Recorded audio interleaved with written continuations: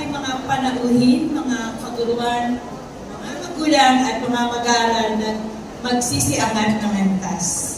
Isang malaking karangalan ay pakilala sa inyo ang ating natatanging panauhin pangdangal, isang alumna ng Mayamot National High School, klase ng taon 2010. Siya po ay nagtapos sa mataas na antas ng Marikina Polytechnic College sa kursong Bachelor of Technical Teacher Education, major in Mathematics. Ang ating panauhin ay isang huwarang halimbawa ng pagsisikap at tagumpay sa kanyang panahon dito sa Mayamot National High School.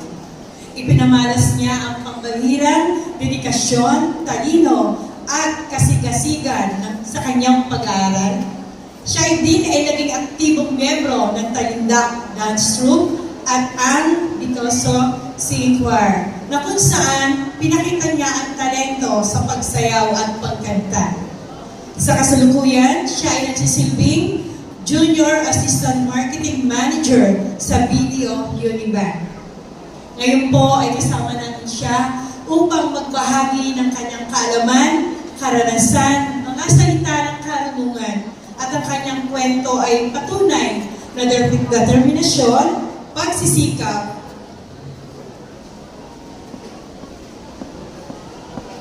at pagtitiyaga at di mabilang na halaga ng edukasyong kanyang nanumo dito sa Mayamot National High School.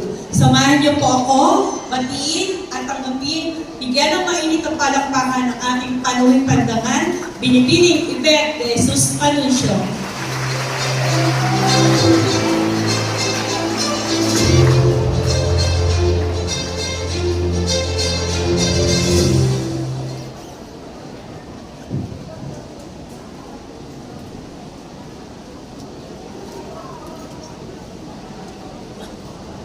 Sa ating mga minamahal na guro at ating punong guro, Ginoong Romel Beltran, sa ating mga kagalang-galang na panauhin, at higit sa lahat, sa ating mga magsisiangat, sa magsisipag-angat ng antas, isang mapagpalang hapon po sa inyong lahat.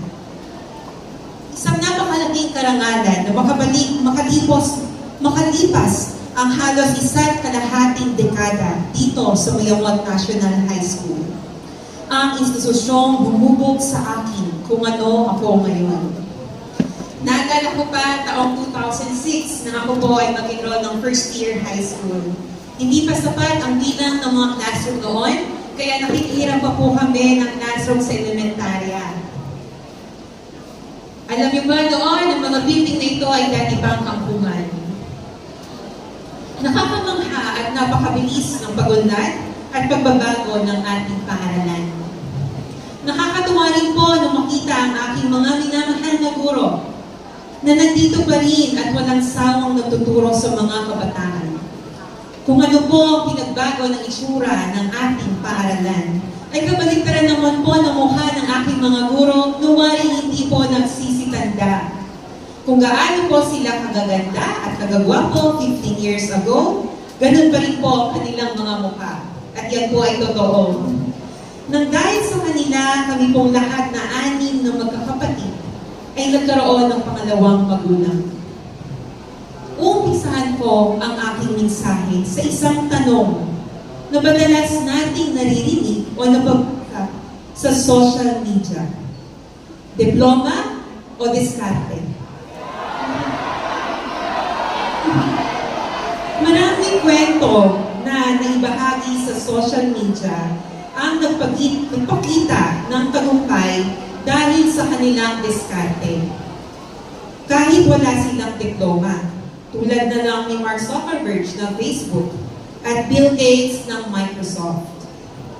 Mas marami naman nagsabi na mas importante ang diploma dahil ito ang ating magiging safety net kung sakaling wala tayong sapat na koneksyon at pribilehiyo. Sasagutin ko ito sa pamamagitan ng pagbabahagi sa inyo ng aking karanasan. Nagmula ako sa isang hindi marangyang pamilya. Ang aking tatay ay isang vulcanizer at ang aking naman nanay ay isang simpleng may bahay. 6 kaming magkakapatid, kaya naman sobrang gapang at hirap ang ginawa ng aking mga magulang para kami ay mapagtapos sa pag-aaral. Noon, kahit matindi ang sikat ng araw, si Papa ay nag-iikot sa Antipolo at kalapit na bayan para makahanap ng gamit na gulong. Manghihiram si Mama ng pera sa kapitbahay para may pangkuhunan si Papa, pambili ng gulong.